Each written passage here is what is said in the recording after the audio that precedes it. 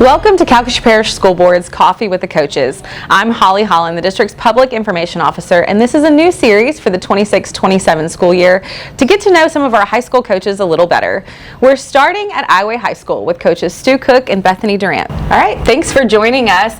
Let's start by having you guys introduce yourselves, tell us what you coach, and tell us what's in your coffee cup this morning. I am Coach Durant, and I coach the volleyball team here at Iowa, and this is my second year. And how do you take your coffee? I prefer it iced, but we're going to go with hot for right now. And I'm Stuart Cook. I coach football, and then I do middle school football in the spring. This is going on my 7th year over here. And then for me, I like my coffee kind of warm, and then with a little caramel creamer. And it depends on the color, depends on how much you put in. That's what's in mine too. So let's just start by talking about coaching. I want you to each share why you coach. What inspired you to enter this field of work? Coach Durant, why don't you start?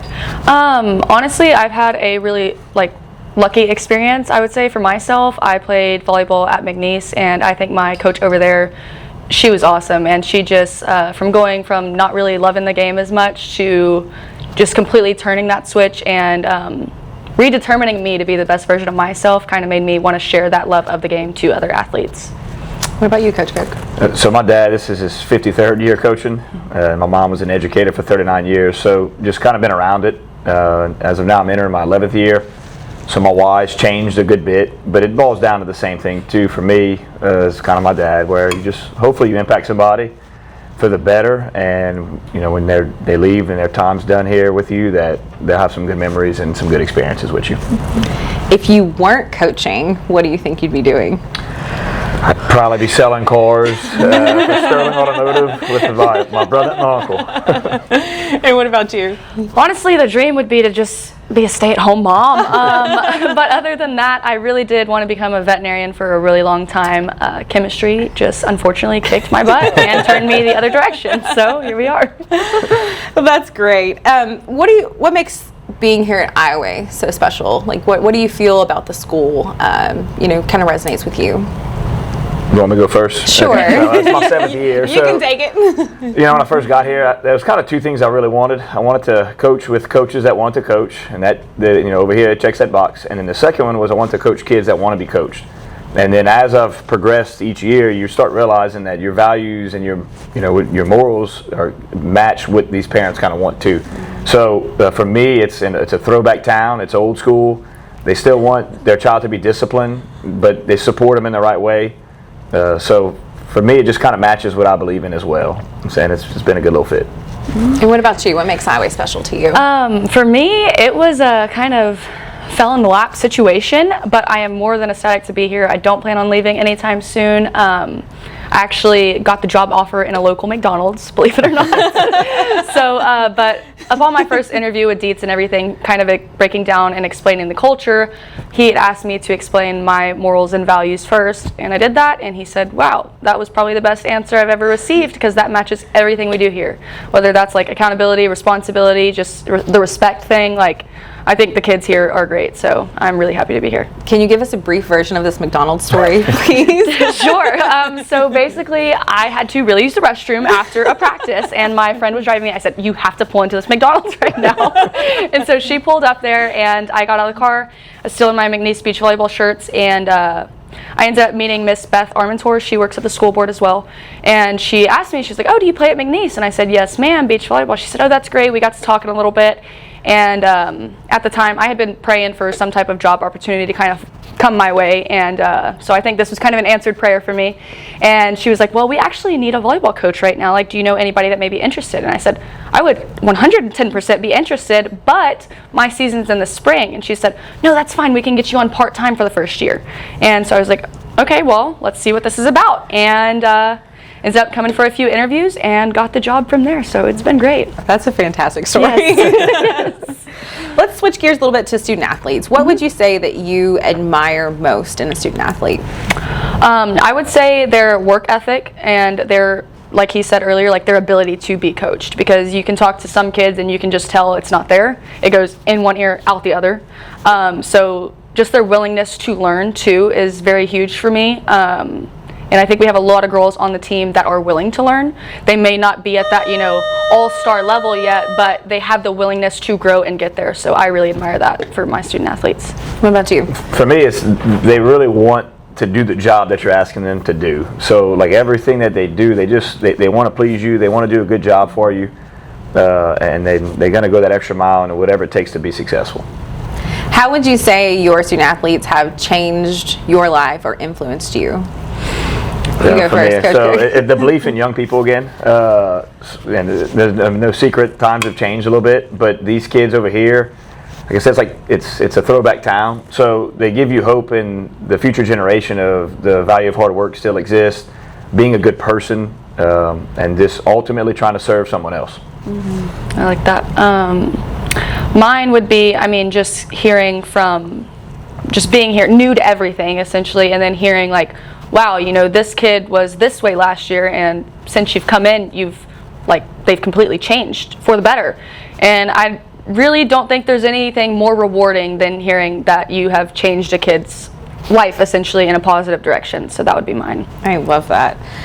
What do you think one thing people don't realize today about coaching high school athletes? You smile. Y'all both smiled right away when I asked that question. These are going to be good answers. You want me to go? Go ahead. So the amount of patience it takes to be a coach and to be a good one, that you're trying to strive to be a good one. But parents, they show up at the game and they're hollering at you and yelling at you, but they don't understand how much you're pouring into their child. And for me, it's their son, So like, the amount of time we put into trying to make their child be the best they can be as a person, then as a student, then eventually as a player, they have no clue what goes into it. Then, all summer long for us, keeping up the field, trying to make sure everything looks nice because these boys deserve it.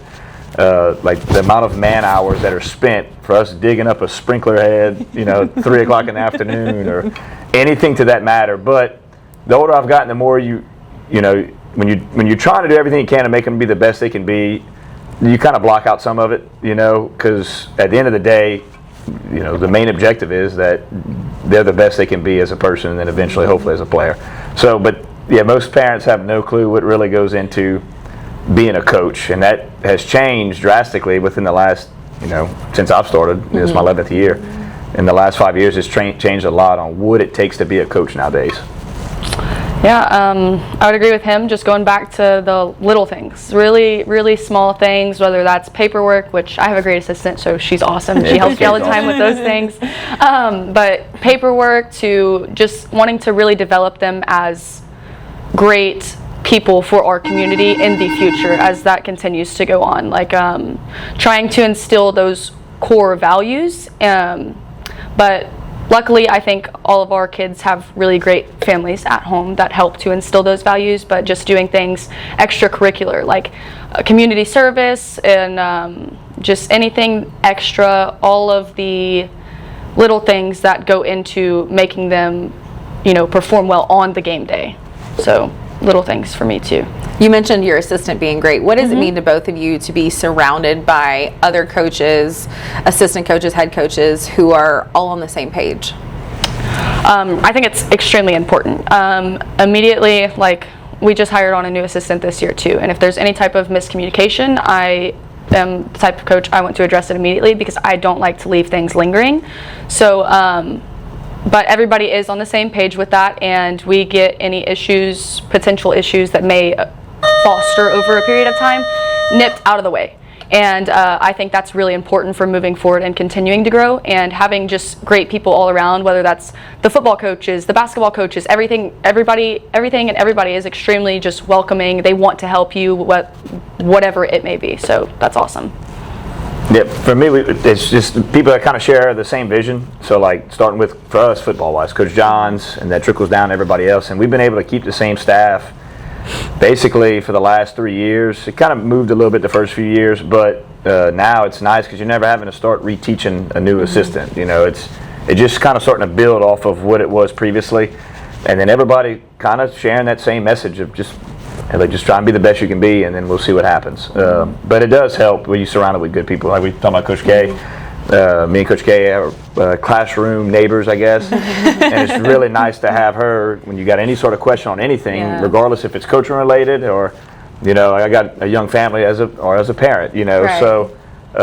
But it helps having just really good people over here. All right, so let's do some fun rapid fire questions, okay? Go ahead and go first. Morning practice or afternoon practice? Afternoon. Morning, not even close. Best concession stand item? Ooh, pretzels. Barbecue burger. Most memorable sporting event you've attended? Superdome. Mine was probably the Bell Chase game this past year to get to the Superdome. Okay. Favorite part of game day? Watching them do their little run out into the gym. Mine is seeing the joy on everybody's faces after you find a way to win. Most used phrase at practice? Bruh, come on. What are we doing? Favorite sports movie? What is it? The Blind Side? Is that right? Yeah. Okay. Michael Orr? Yes. That's the one. Remember the Titans. Oh, yes, there it is. Mine too. What's one rule your athletes wish you'd get rid of?